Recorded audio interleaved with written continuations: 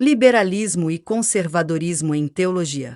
Ser liberal, segundo uma descrição autolaudatória, implica estar pronto a ser receptivo a novas ideias e se manter liberto das restrições do tradicionalismo obscurantista e da intolerância irracional.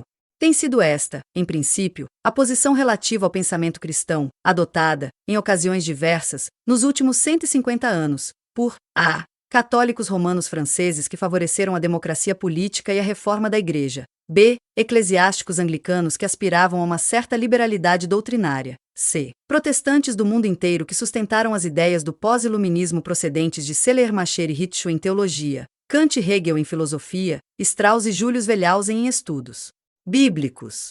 O liberalismo geralmente significa o padrão de pensamento encontrado nos grupos dos itens A e B acima.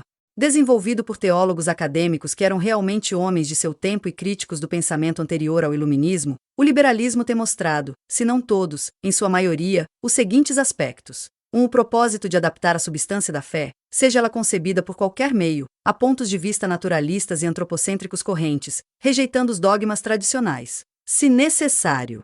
2. Uma visão cética a respeito do sobrenaturalismo cristão histórico, assim como a aversão em aceitar ou considerar qualquer coisa como certa simplesmente porque a Bíblia ou a Igreja assim o afirma. Uma tendência de caráter positivista em tornar objetiva, científica, antimiraculosa, a contribuição do ensino bíblico e eclesiástico. Uma voluntariedade arrojada em elevar prontamente as opiniões dos eruditos dos dias de hoje, moldadas culturalmente, acima da tradição.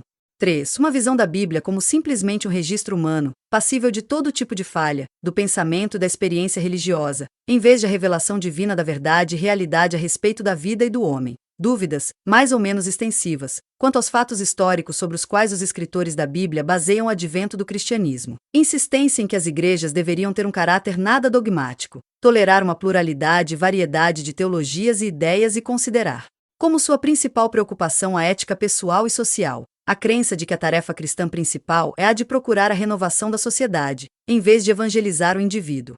4. Uma ideia, de ordem imanentista e subtrinitariana, de que Deus opera principalmente nos desenvolvimentos culturais, filosóficos, sociológicos, morais e estéticos da humanidade. Uma cristologia não encarnacional, que concebe Jesus como pioneiro e modelo religioso, homem supremamente cheio de Deus, em vez de o Salvador divino. Uma cosmovisão evolucionista, que entende o plano de Deus como apenas o de aperfeiçoar uma humanidade tão somente matura, e não de redimir, curar e libertar do pecado.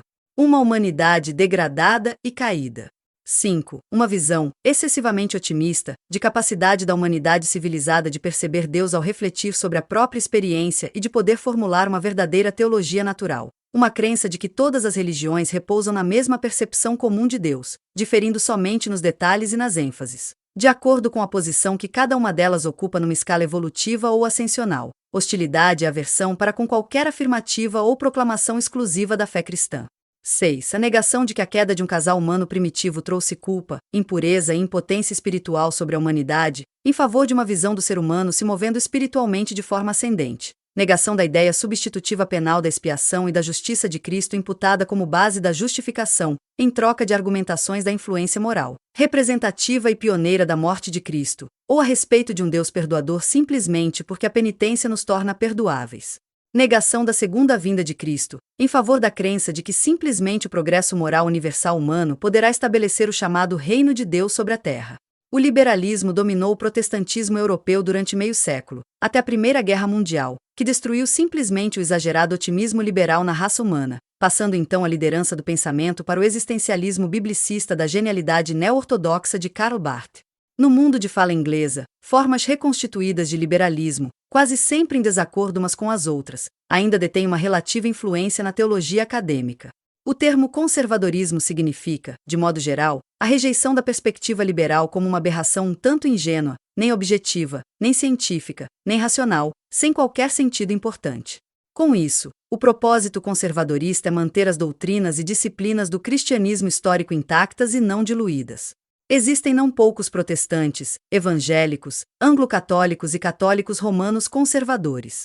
Há eruditos e teólogos bíblicos, congregações e denominações, diversas instituições e organizações paraeclesiásticas e de ensino cristão conservadores. Há uma literatura cristã conservadora e uma missiologia conservadora, em que a evangelização é colocada acima de tudo. Nesse sentido, O conservadorismo não implica posição política específica ou expectativa escatológica alguma, embora o contrário seja frequentemente alegado. O fundamentalismo, com seu estilo próprio, é uma forma militante, quase extrema, de conservadorismo. O conservadorismo protestante tem ganhado grande força durante os 40 últimos anos, mas é ainda uma posição minoritária nas igrejas mais antigas. Fonte: Novo Dicionário de Teologia.